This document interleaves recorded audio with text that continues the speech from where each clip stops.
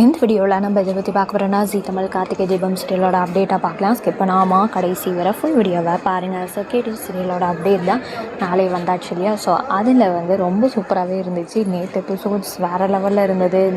பார்த்திங்கன்னா நம்ம ரேவதி கார்த்திகை மாமான்னு கூப்பிட ஆரம்பிச்சிட்டாங்க. அதுவே ரொம்ப ஹாப்பியாக இருந்தது. பேக் டு பேக் ரொம்ப ஹாப்பியாகவே இருக்குது.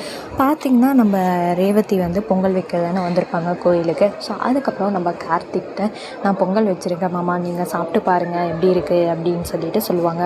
உன் கையாலேயே வச்சியா அப்படின்ட்டு. ஆமாம் மாமா, நான் என் கையால் வச்ச பொங்கலை நீங்கள் சாப்பிட்டு எப்படி இருக்குதுன்னு சொல்லுங்கள் அப்படின்னு சொல்லி ரேவதி கார்த்திக்கிட்ட பொங்கலை எடுத்துகிட்டு போய் கொடுப்பாங்க ரொம்ப ஹாப்பியாக. அதுக்கப்புறம் கார்த்திக் சாப்பிட்டு படுத்துட்டு நல்லாயிருக்கு அப்படின்றத விட இந்த பொங்கலை விட நீ என்னை மாமான்னு கூப்பிட்றது இன்னும் நல்லாயிருக்கு அப்படின்னு சொல்லுவாங்க. ரேவதியுமே சிரிப்பாங்க.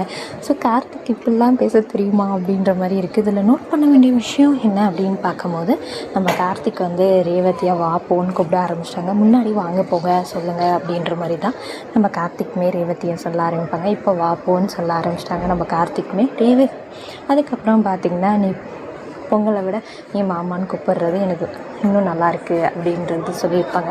ஸோ ரொம்ப சூப்பராகவே இருந்தது டைலாக். இந்த மாதிரி தான் நாங்கள் எதிர்பார்க்குறோம். இப்போ தான் ஓஜி பழைய மாதிரி நம்ம கார்த்திக் ரேவதியை பார்த்த மாதிரி இருந்துச்சு. நம்ம கார்த்திக்கும் ரேவதியை வாப்போன்னு கூப்பிட்றது, நம்ம ரேவதி கார்த்திகை மாமான்னு கூப்பிட்றது ரொம்பவே அழகாக இருக்குது. ஸோ இதுதான் அப்டேட். உங்களுக்கு இந்த அப்டேட் பிடிச்சிருக்கா? இந்த வீடியோ பற்றின கருத்தையும் கமெண்ட் பண்ணுங்கள். ஸோ நெக்ஸ்ட் ஒரு நாள் வீடியோலாம் பார்க்கலாம். இந்த வீடியோ உங்களுக்கு பிடிச்சிருந்தா